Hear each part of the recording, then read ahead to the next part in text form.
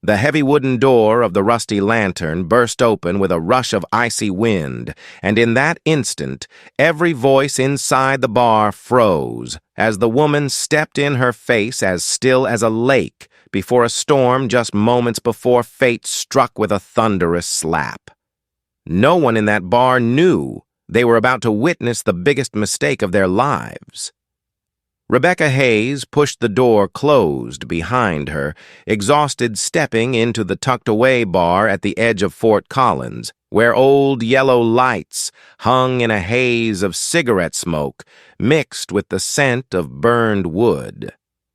After nearly 2 decades in the military, this was the place she always came when her body needed a burning trace of whiskey to remind her she still existed outside the battlefield.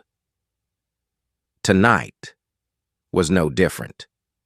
Rebecca wanted 1 glass of whiskey and a few quiet minutes, but peace had never stayed long around her.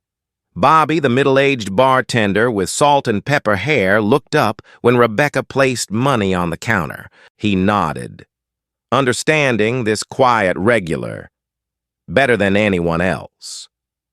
Rebecca sat down, her breathing, slow eyes narrowing slightly as the amber in her glass caught the trembling glow from the light above. At the back of the room, a few pool players went silent at the distant growl of motorcycle engines outside, each vibration pulsing like a warning. The air thickened instantly, danger rising like heat from strong liquor. The door slammed open again. Kyle Bulldog Mercer stepped in, carrying with him the cold wind and the stench of motor oil. He was 42 years old, powerfully built, arrested 3 separate times for assault, but never properly punished. His Steel Wolves crew followed behind him, leather jackets, rustling heavy boots, pounding on the wooden floor as if intent on crushing everything beneath them. Bobby backed away behind the counter, while the other customers lowered their heads, avoiding Kyle's eyes, as if silence could shield them from this pack of wolves. Kyle scanned the room and stopped when he saw Rebecca sitting alone at the bar. A cruel smile curled across his scarred face. "A woman like you doesn't belong here," he said loudly enough for the whole bar to hear. His crew erupted in laughter, the sharp metallic kind that grated like steel scraping steel. Rebecca said nothing. She slowly turned her whiskey glass, her shoulders loose enough to make anyone think she was fragile, but inside her steady gaze were countless unnamed memories, nights marching through frozen forests, battles where the last breaths of teammates still clung to the air missions completed in silence because they would never appear on any official record. This woman had survived things men like Kyle could never imagine. Kyle moved closer, a cloud of smoke and cheap beer engulfing Rebecca. He leaned near her ear, each word dropping heavy as iron. "Did you hear me? Or do you need me to remind you?" Before anyone could react, a vicious slap exploded across the room, the sound cracking through the air. Rebecca's whiskey glass tilted. The bikers burst into excited laughter, thrilled as though they had just watched a performance. But in that moment, only one person understood that the world had just shifted direction. Rebecca. She did not jump up, did not scream, did not tremble. She simply set her glass down with a softness that felt unreal. Inside her, her heartbeat did not falter once. A soldier accustomed to darkness does not flinch at one more shadow. Kyle stepped back, spreading his arms, triumphantly convinced he had just claimed dominance. But what he failed to see in Rebecca's frozen, glacial eyes was the thing that would bring him to his knees in the span of a single breath. She turned, moving so fluidly that those standing closest did not grasp what happened until Kyle's howl ripped through the room. Rebecca had seized his wrist, pressing into a nerve point only those trained in special operations would know. With one small movement, Kyle's entire weight collapsed like a rotted door. He fell to his knees, and there was nothing voluntary about it. It was complete defeat. The entire bar went silent. The steel wolves stood frozen, unable to process what they had just witnessed.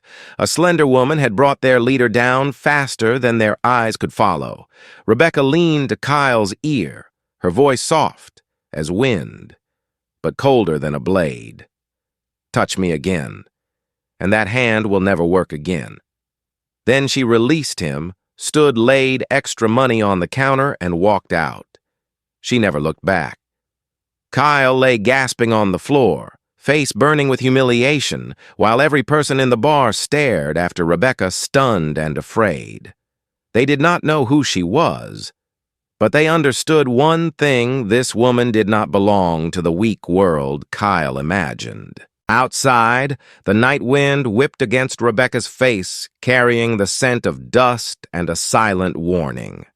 She knew men like Kyle never swallowed humiliation. A storm was coming, and this time Rebecca was not on a faraway battlefield. This storm would come straight to her doorstep, and it would be more dangerous than any mission she had ever survived. The air inside the rusty lantern had barely settled when Rebecca's footsteps echoed steadily across the cold, damp pavement of the parking lot. But with just a single breath, one small shift behind her, she knew things were far from over. That silence, that strange, hollow space after chaos, was always the sign of something far more dangerous than any roar the sting of a wounded ego. Kyle Bulldog. Mercer stepped out of the bar a few seconds later, but the force of the slamming door, loud enough to make the glass panels tremble, said everything he was not a man willing to accept defeat quietly. Humiliation, still burning hot in his chest, erupted like embers hit by wind. The steel wolves stood around him, afraid to speak, afraid to breathe. They had watched their leader fall in front of a full bar, and their silence cut deeper into Kyle than any blade. Rebecca opened her car door with complete calm, every muscle moving lightly, yet with full control. Kyle watched her, his eyes darkening, not from pain, but from the thick tar like shame rising inside him. He swallowed hard, trying to reclaim his dominance, then shouted the words he believed would turn the power back in his favor. "Rebecca Hayes, you hear me? I'll make you kneel the way I did." His voice tore through the night, rough, burning, dripping with hatred. But what ignited Kyle's fury even more was Rebecca's response, or rather her total lack of one. No glance back, no hesitation, no visible fear. As if his threat were nothing more than wind brushing across a frozen lake. Rebecca got into her car and started the engine. It hummed smoothly, the headlights sweeping across Kyle's face just as he stepped forward, fist clenched. In that light, Rebecca briefly saw the twisted rage distorting his features, a face that would terrify most people. But not her, not after the things she had seen. The car rolled forward. But when she reached the exit of the lot, Rebecca glanced into the rearview mirror and exhaled softly. Not out of fear, but because she recognized the long, slow beam of a Harley headlight lingering behind her. Not chasing, just following, watching, the way wolves trail prey. And Rebecca understood that better than anyone. The road home felt darker than usual. The city slept, early rows of trees casting long, crooked shadows like giant arms reaching out from old memories. Rebecca slowed as she entered her quiet neighborhood where porch lights glowed like artificial stars. But unease clung to her, faint, yet sharp as a blade pressed to the throat. When she turned onto the narrow road leading to her house, she knew trouble was waiting ahead. That instinct, the one that had saved her life countless times, surged through her with startling clarity. She cut the engine, stepped out the cold air, biting her skin. And then she saw it. Across the garage door, in thick, bright red letters, "You're next." The paint was still wet, its chemical sting sharp in the air, with streaks dripping downward like fresh blood. There was no question who had done it. No need for speculation. They wanted her to see it, wanted her to know, wanted her to fear. But what rose inside Rebecca was not fear. It was memory. The walls in Kandahar marked with bloody warnings, secret bases where enemies left symbols before ambushes. That familiar weight, heavy as stone and cold as mist, sharpening her mind instead of clouding it. Rebecca scanned the neighborhood. No movement, no engines, no glints of motorcycle chrome. But that meant nothing. Her eyes caught everything. The welcome mat slightly shifted. The door frame scratched with a fresh mark and the scent of paint drifting not only from the garage, but faintly from the fence beside it. Rebecca stood still. She could feel the whole street watching, even if no doors opened. This neighborhood had lived under the shadow of the steel wolves for a long time. Everyone knew. No one spoke. She drew a slow breath, then entered her house. No wasted movements. No unnecessary sounds. She touched the switch turned on the light. The familiar rooms brightened, but the old sense of safety was gone. In its place was a cold truth rising inside her. The battle had begun the moment Kyle slapped her in that bar. And this fight would not end with a threat scrawled across her garage door. It would go further, deeper, crueler. And Rebecca knew one thing with absolute clarity: to survive, she would have to become exactly who she once was, a warrior who never backed down from any shadow in the night. Rebecca stood in the dark living room, her breath steady and deep, her ears tuned to the faintest sound the way habit had carved into her bones after years on the battlefield.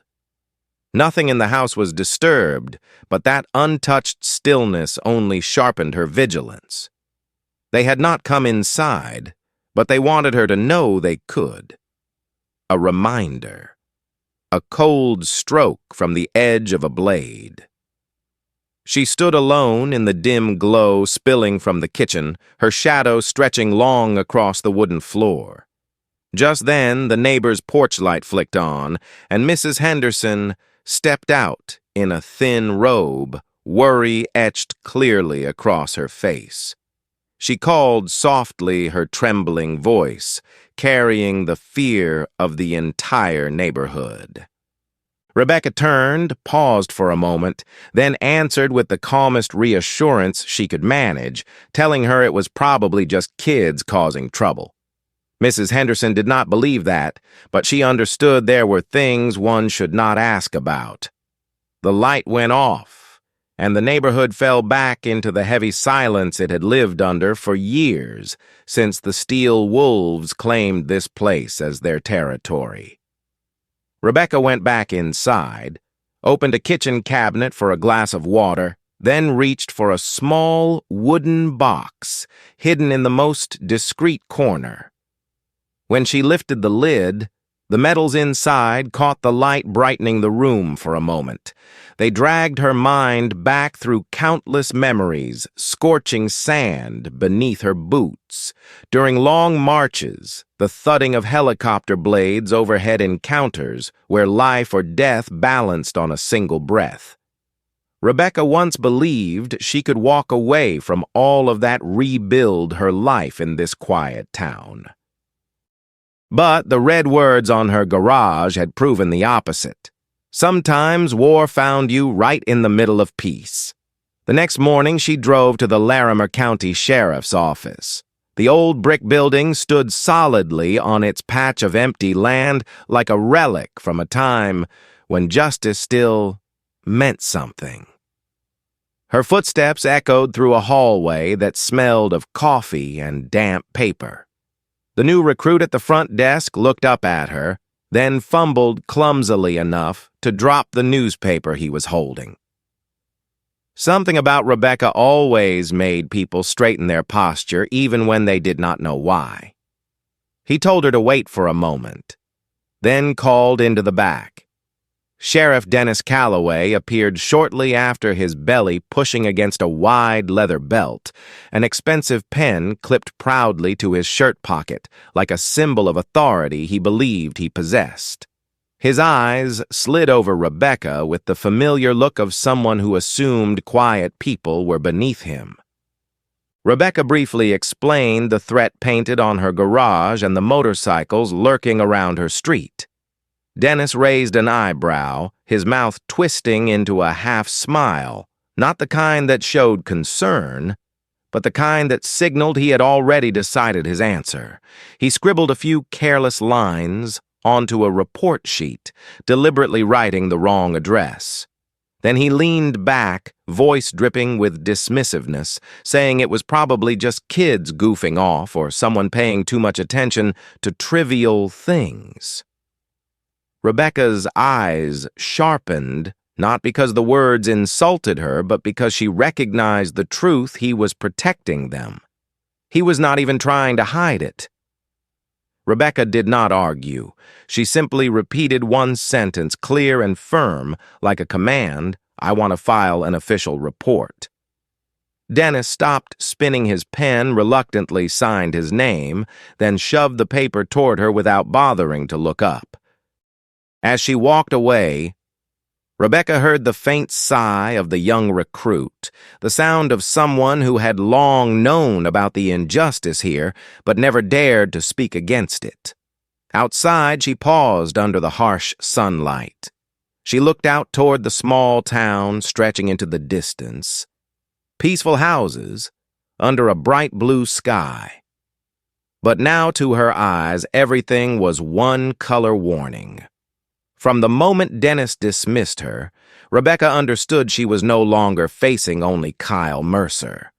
She was facing an entire system pretending not to see the darkness swallowing this town. And if that system had no intention of protecting its people, she would do it herself, just as she had done many times before in places where one half-breath too slow meant death, standing right behind her. The afternoon slipped by in a heavy silence.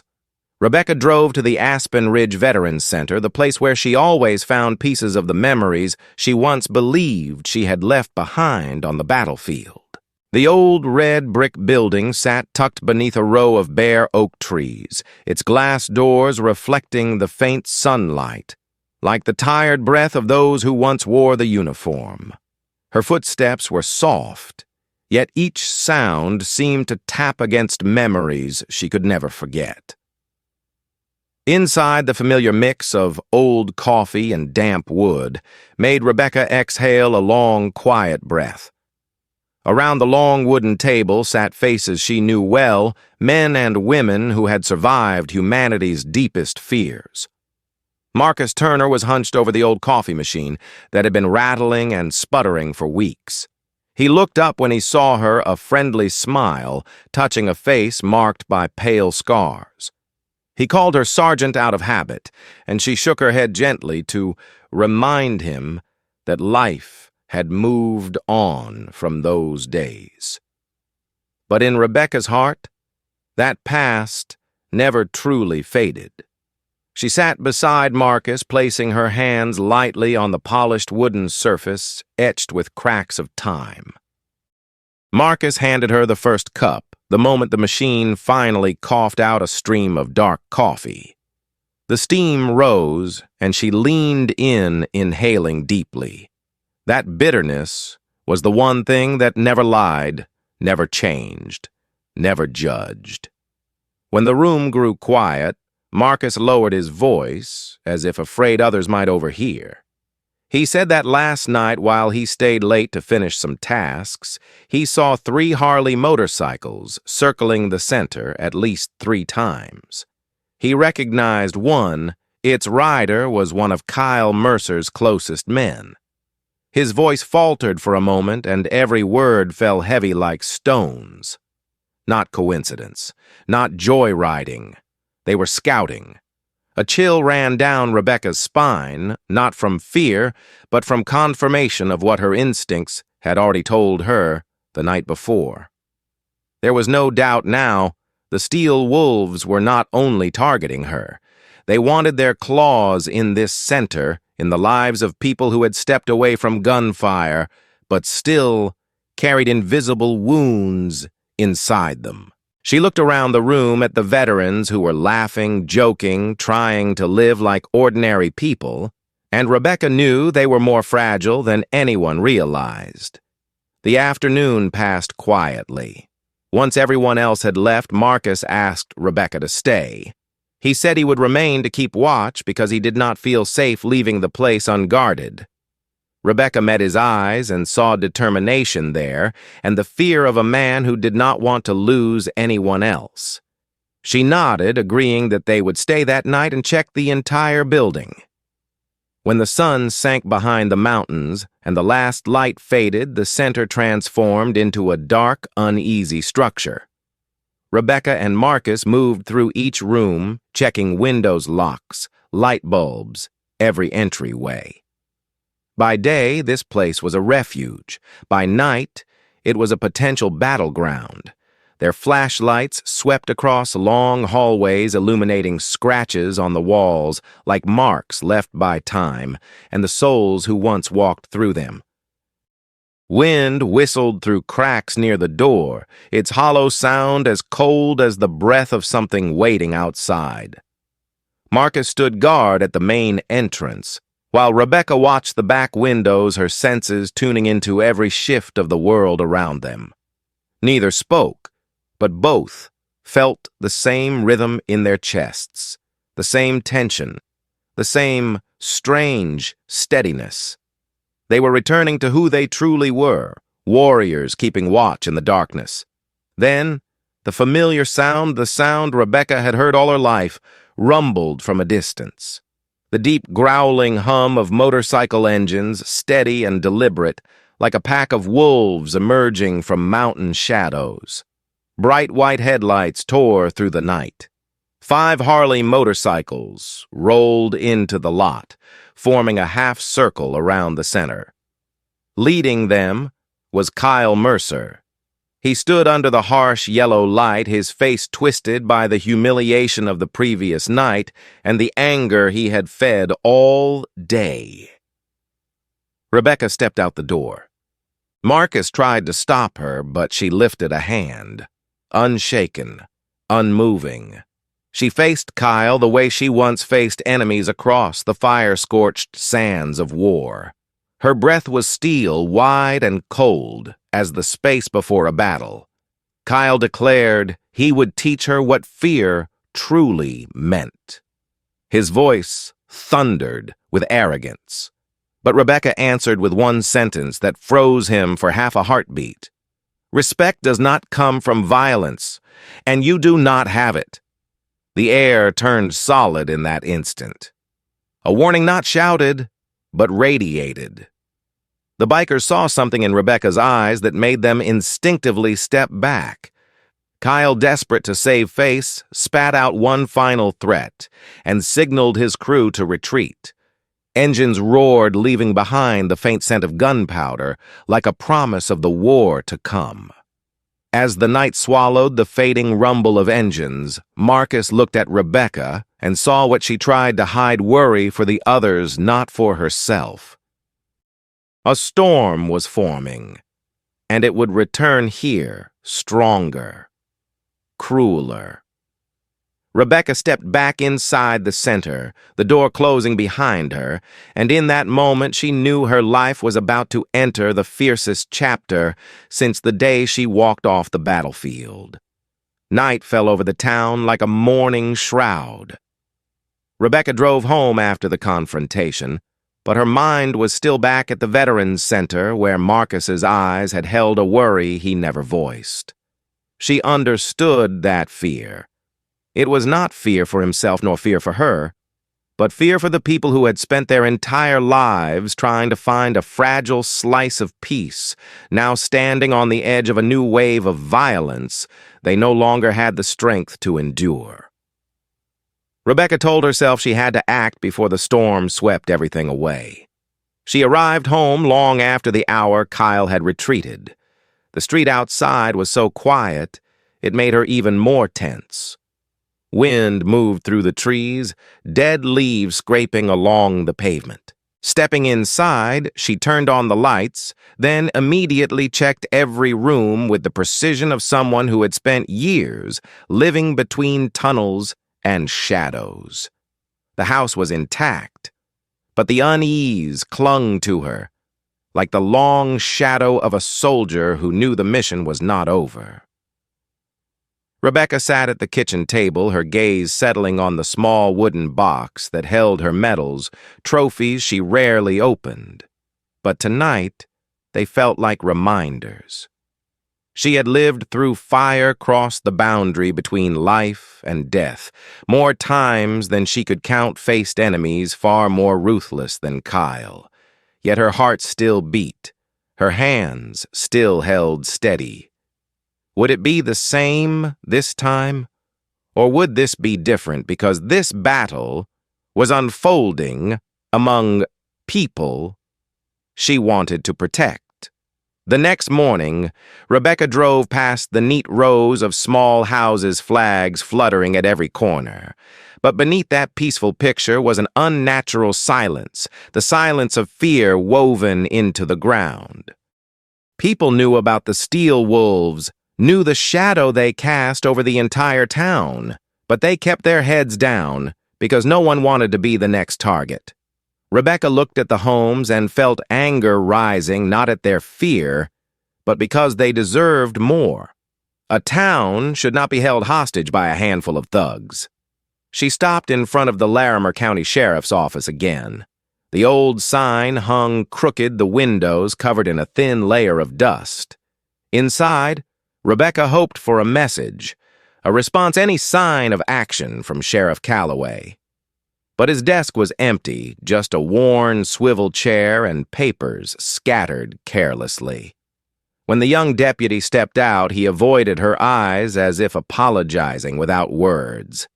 He told her the report she filed had been moved to a supplemental file, meaning buried alive.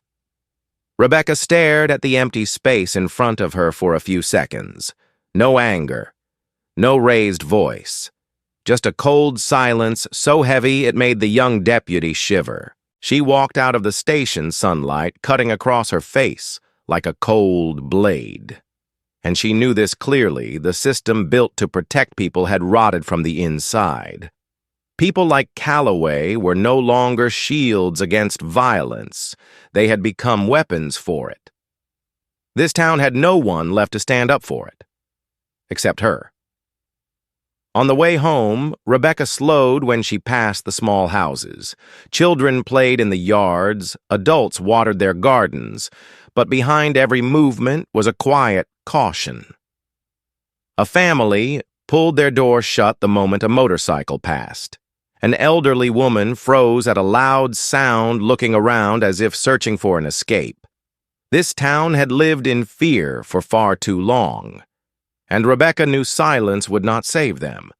Silence only made the coming disaster worse.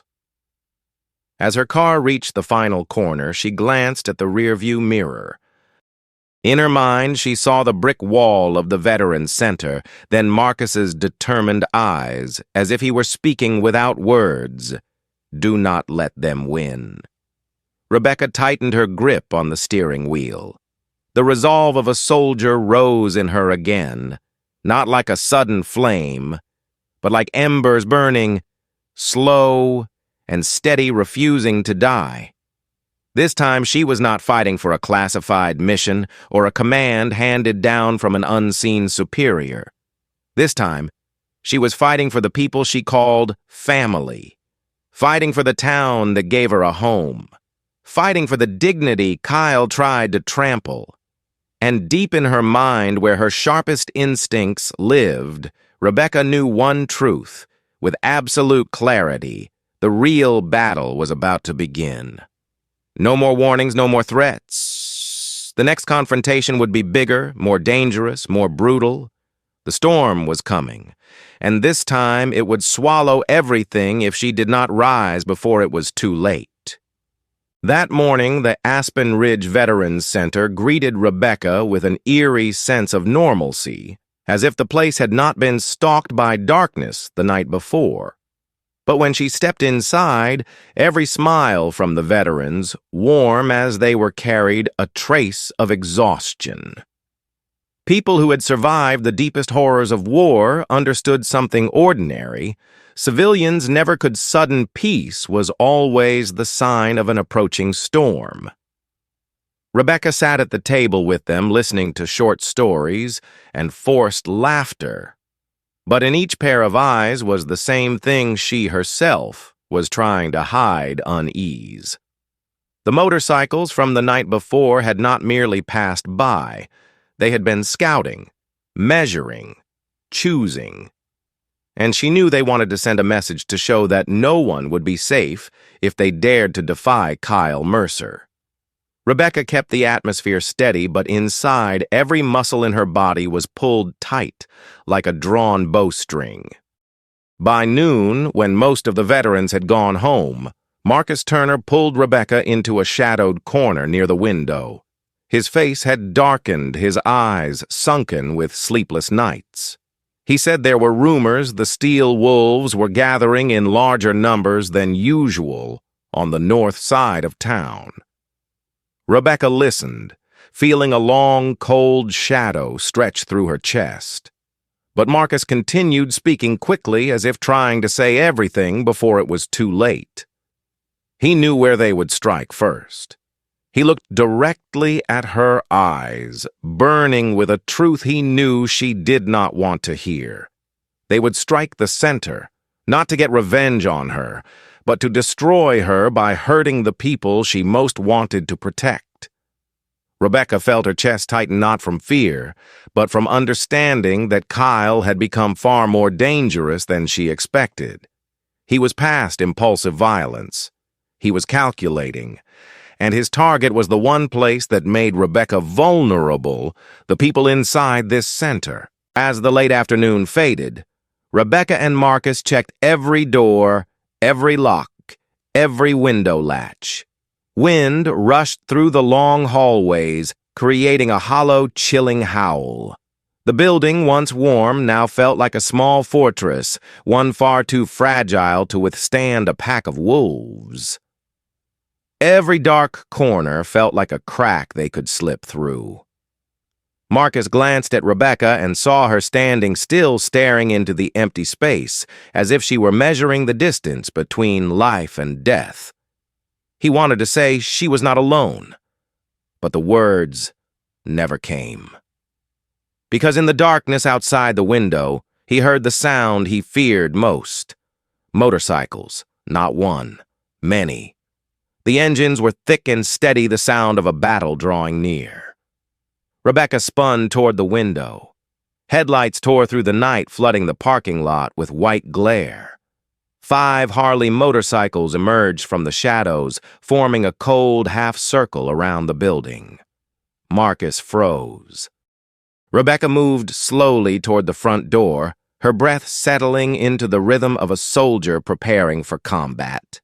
Kyle Mercer led them, stepping off his bike, with the heavy gait of a man driven by burning rage. He stared at Rebecca with bloodshot eyes, the eyes of a beast that had been humiliated and hungered for revenge.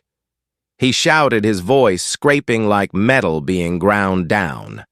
He brought up what happened the night before, said she had embarrassed him in front of his men.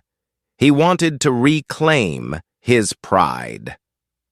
But when Rebecca spoke, her voice made the entire gang hesitate, calm, deep, unafraid. She told him he was mistaken about his strength, and a man who ruled through fear had never been truly strong. In that instant, the air froze. The bikers behind Kyle instinctively stepped back, as if in her voice they heard something beyond their understanding, something only battlefields could forge. Kyle lunged forward a step, furious enough to strangle her where she stood. But Rebecca did not move. Not an inch. She released one single word light as a breath heavy as a stone plunging into still water. Kyle stopped. Not because he feared her, but because for the first time he felt he was standing before someone he could not bend with violence. He stepped back, half a pace, forcing himself to swallow his anger so he would not lose face in front of his men. Then he spat out a final threat before signaling them to retreat. The engines roared, ripping across the night like a blood-soaked promise. When silence fell again, Marcus looked at Rebecca and saw in her eyes something that made him shiver. The cold calculation of someone who knew the fight had grown far beyond simple intimidation. Rebecca stepped back inside and closed the door. And when the thud of wood echoed behind her, she understood the inevitable. They would return, not to scare, not to posture, but to destroy everything. And next time they would not come with threats. They would come with fire. Night draped itself over the town as Rebecca returned home, but what happened at the Veterans Center kept pounding inside her chest like the beat of a war drum. She tried to quiet the rising unease spreading through her, but it was useless. There were threats. A soldier's instincts could sense long before they arrived, and tonight, that instinct was not just clear, it was sharp and painful, like a blade being pressed into her ribs. Rebecca lay on the long couch in her living room, eyes, open mind, far away.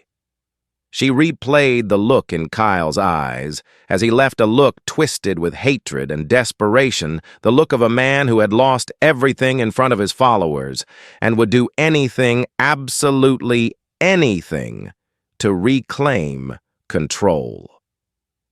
She understood men like him, understood how they reacted, understood that the next confrontation would not be a threat. It would be an act, sudden, cruel, violent. Near midnight, Rebecca drifted off for only a few minutes before her phone buzzed sharply on the table. A message from Marcus. Only a few words. Short. But enough to freeze her blood. Something strange outside the center. Rebecca shot up, grabbed her keys, and left the house without hesitation. She drove through the dark streets of the town, like cutting through its veins. No radio, no noise. Nothing in her mind except one fear. Had they already done something while she was away?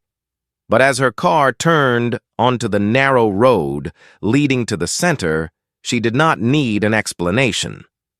A red glow blazed in the distance, the cold, gut-twisting light of a large fire devouring a building. The night sky glowed as if torn open. Flames climbed the roof, vomiting thick black smoke. Rebecca slammed on the brakes, jumped out of the car, and ran, her legs burning as the heat blasted her skin. Screams, shattering glass, collapsing wood.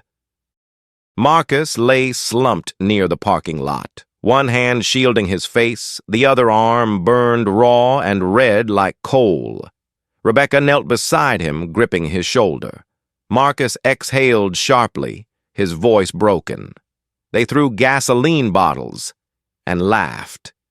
In that moment, with fire screaming like a starving beast around them, Rebecca felt her entire body turn ice cold, the complete opposite of the blistering heat engulfing the air.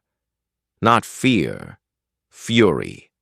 The kind of fury that opened a deep, endless pit inside her. A group of veterans staggered out of the burning building. Some limped. Some clung to walls, coughing through smoke too thick to breathe. Jerry, with his weakened chest, nearly collapsed at the doorway before two others dragged him out. Sarah Chen was guiding an elderly man with shaking hands, shielding his eyes from falling ash. Rebecca looked at them, at every face covered in soot, every trembling body, and the pain in her chest erupted into something unbearable. A burning wall cracked and fell the ground, shaking beneath her feet.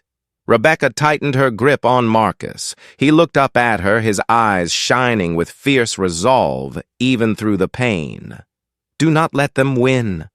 His voice was barely more than a whisper, but it was the strongest command she had ever received.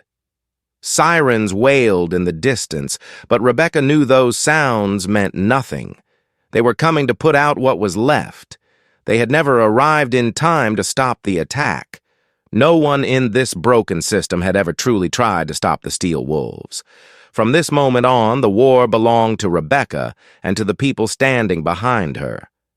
As firefighters rushed forward like figures in a dream, Rebecca did not move. Her eyes stayed locked on the flames ripping apart the spiritual home of soldiers who had already given too much. Every spark was like a piece of memory burning away. Aspen Ridge was not just a building. It was a sanctuary for the exhausted. A place where stories of pain could be spoken without judgment. A place where lives could be rebuilt after war. And now, it was nothing but ash. Rebecca stood in the sea of fire, her silhouette cut out against the burning world. The light did not show despair on her face. It showed something else. A vow. A resolve. A rebirth of the warrior she had once buried. Kyle Mercer had burned the Veterans Center. He had crossed every line. He wanted war, and Rebecca knew this was no longer self-defense. This was an assault on the most vulnerable souls in the town. This was an attempt to crush the spirit of an entire community. Standing in the flames, Rebecca's eyes glowed with the cold, razor-sharp look she thought she had left behind on the battlefield. But now, it was back, stronger, deeper, more dangerous. The war had truly begun, and this time Rebecca would be the one to end it. Morning arrived with a pale, washed-out light, the kind of weak sunlight that could not clear the smoke nor the pain left behind from the night of flames. Rebecca stood before the ruins of the Aspen Ridge Center, her hands clenched so tightly her knuckles turned white. The roof had collapsed into a heap of gray-black timber, the scorched brick walls jutting out like the rib cage of a dead beast. The smell of ash, melted plastic, and hot metal clung to the air so heavily that some people nearby had to turn away. But Rebecca did not. She stared directly at it, as if committing every shard of destruction to memory. The veterans worked in silence around her. Sarah Chen used thick gloves to lift pieces of charred wood, searching for any papers that might have survived. Jerry leaned on his cane, trying not to cough as ash drifted into his face. Marcus Turner. His arm wrapped in white bandages, still pushed himself to stand with the others dragging burnt beams aside, even though the pain made his lips tremble. Rebecca saw him stumble and moved to help, but Marcus shook his head, his eyes firm, refusing to let his injuries diminish him.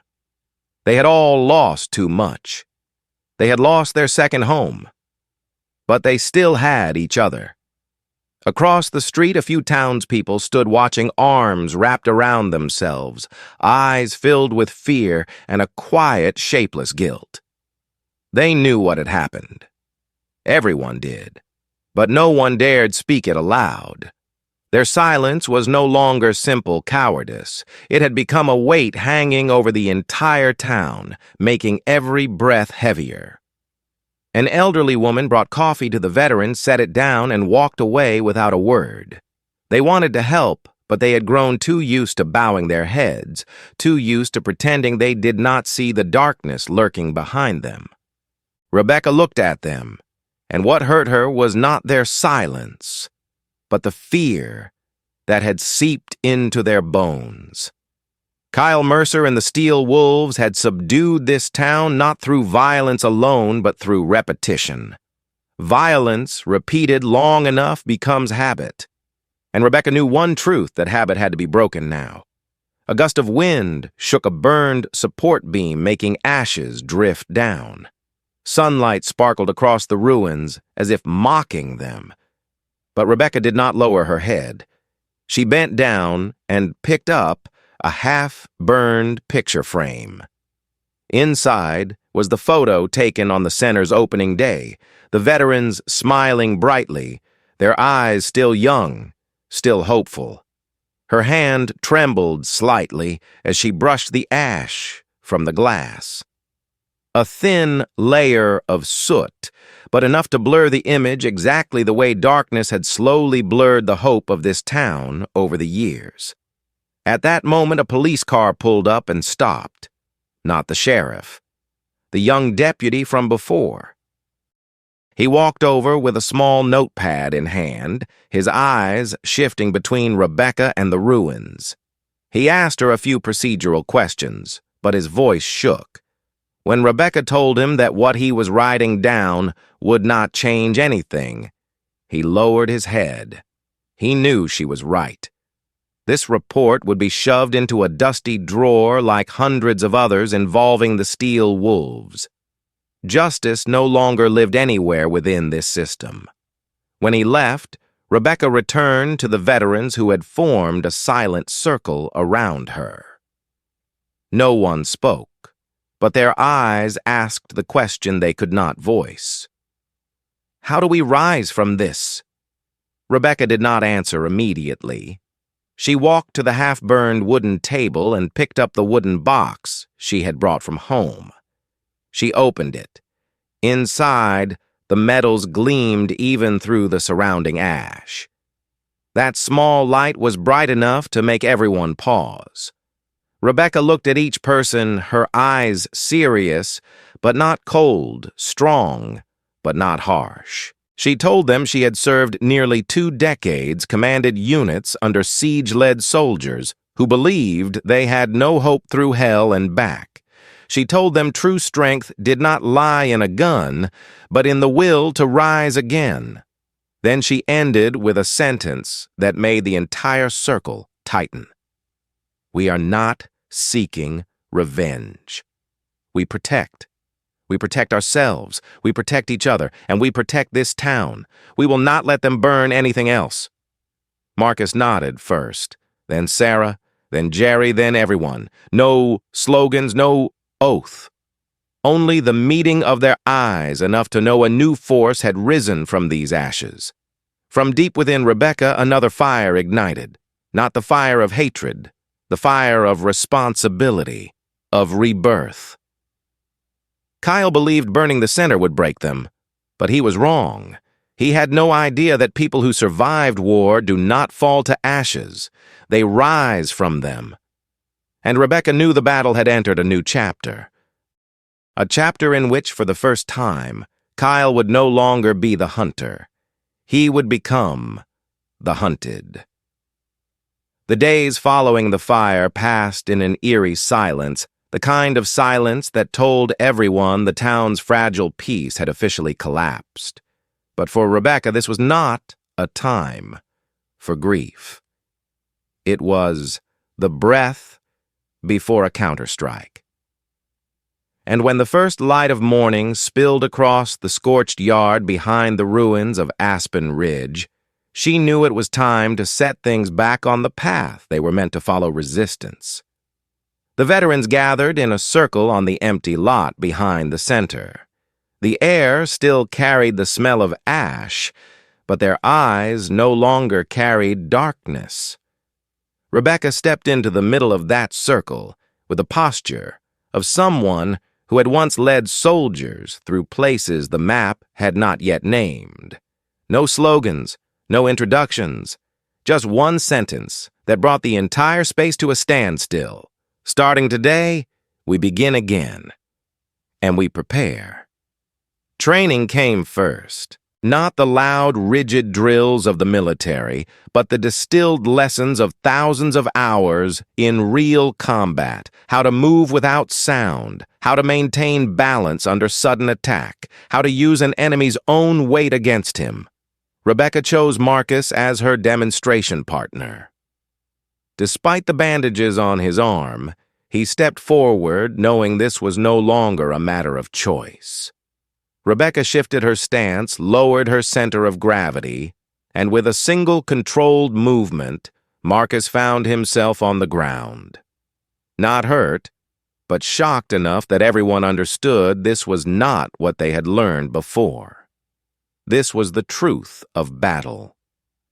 As they practiced in small groups, Rebecca walked among them, adjusting postures, guiding movements, her hand gently touching a shoulder here, her nod signaling approval there.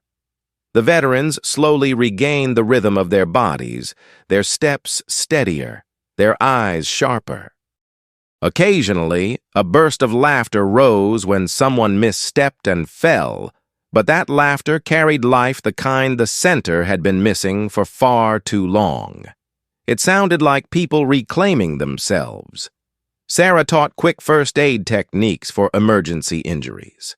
Jerry showed a smaller group how to use simple household items to reinforce doors during an attack. Each person contributed a piece. Every passing second, they stopped being victims. They became a unit. But the most important part of Rebecca's plan was not on the training field. It lived in the dark, and it belonged to her alone. When the session ended, Rebecca left the center and drove along the dirt road toward the abandoned industrial district north of town. It was the place she had heard rumors about, where the steel wolves often gathered to do things the town pretended not to see. And tonight, Rebecca arrived not as prey, but as the hunter. She parked several buildings away from the old warehouse. The night was thick, draped like a heavy cloth over the world. But for Rebecca, the dark had never hidden anything. It was just a backdrop she knew how to exist within. She grabbed her backpack and moved through the overgrown grass like a silent animal. Each step was as light as breath. She climbed the roof of the warehouse next to the main one, where pale yellow lights illuminated the movement of several figures. From above, Rebecca observed. She saw the bikers unloading sealed crates from a truck, reversing into the warehouse. She saw the bulky men exchanging black bags. She saw the frightened eyes of young women being pulled from another vehicle. Each image struck her like a blade dragged across her chest. They had not only burned the center, they were running drugs, running people, trafficking contraband under the protection of the sheriff's office. And Rebecca knew she was staring directly at the rotten heart of Kyle Mercer. She took out her camera, adjusted the lens, and let the shutter click softly in the dark. Kyle's face, the truck's license plate, the logo on the crates, the faces of every biker, every illegal act captured with the cold precision of truth. And when Kyle laughed loudly while accepting a briefcase of cash from a man inside the car, Rebecca knew she had exactly what she needed, a weapon they could not burn, could not destroy, could not deny. The truth. As the bikers began to disperse, Rebecca packed her camera, slid down the rusted ladder, and disappeared into the night like a shadow. Her heartbeat remained steady, not from fear, but because she knew that with this evidence, Kyle was no longer facing only her. He was facing something far larger, sharper, and impossible to buy the people she would send this evidence to. When she returned home, the porch light cast a faint gold glow across her face. She went inside, opened her safe, and placed every photograph inside. When the door clicked shut, Rebecca stood tall, exhaled, and for the first time in days, her eyes gleamed with certainty. This battle would not be fought with strength alone. It would be fought with truth, with strategy, with the unbroken spirit of the people Kyle believed he could crush. He was wrong. And Rebecca knew the moment he discovered that truth was coming very, very soon. The sky was still drowned in darkness when Rebecca led the group of veterans away from the lot behind the burned remains of the center. They moved in silence, 8 people, 8 long shadows stretched across the dew-damp pavement. Every step carried a determination too deep for words. Rebecca walked at the front, her stance straight and sharp, like an arrow aimed at one target, only the warehouse where Kyle Mercer and the Steel Wolves were hiding. As they neared the abandoned industrial district, the thin mist parted, revealing metal fencing and flickering yellow lights hanging overhead.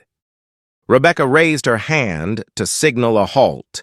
The veterans dispersed instantly, like warriors awakened after too many years of quiet. Marcus reported through the earpiece that the cameras were in place. Jerry and 2 others slipped around the back to deal with the bikers' motorcycle lot. Soft hissing filled the air as each tire was punctured, the tiny sound syncing their heartbeats into one rhythm ready. Rebecca advanced with Sarah Chan. The warehouse district loomed like the belly of a giant beast waiting to be awakened by its own chaos. Suddenly, the warehouse door slid open. A truck slowly backed inside. The interior lights spilled out, illuminating several young women being dragged down in silent desperation. Their eyes were wide, terrified beyond tears. The evidence Rebecca had captured the night before now stood before her in flesh and blood. No more doubt. No more hesitation. She signaled. Jerry cut the power to the entire row of warehouses. Everything fell into thick, suffocating darkness. Shouts erupted inside flashlights, flickered wildly. The bikers stumbled lost in their own confusion. A perfect moment of chaos. And that was when Rebecca stepped forward. She emerged under the weak glow of a single emergency light. Her presence so calm, it knocked the breath out of the bikers nearby. Kyle Mercer threw his flashlight to the ground, his eyes bloodshot with rage and humiliation. He screamed, his voice cracked and heavy, like tires grinding over gravel. "You came here to die, Rebecca Hayes." No one breathed. No one moved. But Rebecca took one more step, her gaze slicing through him, cold enough to make even the wolves behind him flinch. She said one sentence sharp as a gunshot in a sealed room. "Tonight everything ends, not with blood, with truth." Kyle drew a knife. He lunged, massive body ready to crush her into the concrete, but he only managed half a swing. Rebecca dropped, low, pivoted, grabbed his wrist, and twisted it in the exact direction that forced a scream bursting from him. The blade clattered to the floor. In less than 3 seconds, Kyle was face down, his arm locked behind him, his knee hitting the ground with the weight of a boulder dropping. Marcus and the other veterans moved in like shadows, subduing the remaining bikers with precise economical movements. No useless blows. Only control. Controlled power, the kind that had once kept them alive in war. Sarah guided the young women to safety, her voice soft but steady, cutting through their panic like a clean blade through tangled rope. Rebecca dialed a number on her phone, her voice cold but steady. "Sierra Delta, 71. I have what you need." From the other end, Agent Daniel Cooper's voice came through with certainty. "Send the coordinates. We're on our way." 15 minutes later, sirens blared like trumpets, announcing the end of a war. Red and blue lights washed over the industrial yard, flashing across the stunned faces of the bikers. The FBI poured in like a flood. Kyle was hauled to his feet, terror filling his eyes, as he saw the briefcase full of photos, videos, and the mountain of evidence Rebecca had gathered. Every escape route vanished. No one left to bribe. No power left to hide behind. The truth had found him. Sheriff Dennis Calloway was led out in handcuffs, minutes later, his face pale, his eyes wild, like a man seeing his own shadow betray him. Everyone in town had known of his corruption, but for the first time they saw justice lay a hand on the man who had buried it for so many years. When the prisoner transports pulled away, Rebecca stood alone in the soft light of dawn. The veterans moved to stand behind her, saying nothing, their eyes burning with something she thought this town had lost hope, not loud, not triumphant. Just the quiet breath of people finally free after years of living under darkness. Rebecca looked up at the sky as it shifted to pale pink. She knew this was not the end of the road, but it was the beginning of a new town. A town no longer bowing to thugs. A town rediscovering its voice. And when she turned to walk back toward the people she had protected, she saw something in their eyes she had never allowed herself to believe. They saw her as the one leading this rebirth. She was just a soldier. But tonight she was the one who brought an entire community back into the light. And that was the greatest victory of her life. From the perspective of an expert in community justice, Rebecca's story shows that true strength does not come from authority or violence, but from the courage of one individual who chooses to stand up when an entire system turns its back. A town drowning in fear found new life because one person refused to bow, and from that act of bravery, an entire community reclaimed its voice. If you believe that truth and unwavering resolve can change everything, please like and subscribe so stories like this can continue to spread. And before you go, leave a short comment, just 2 or 3 words as your own declaration. Stand up.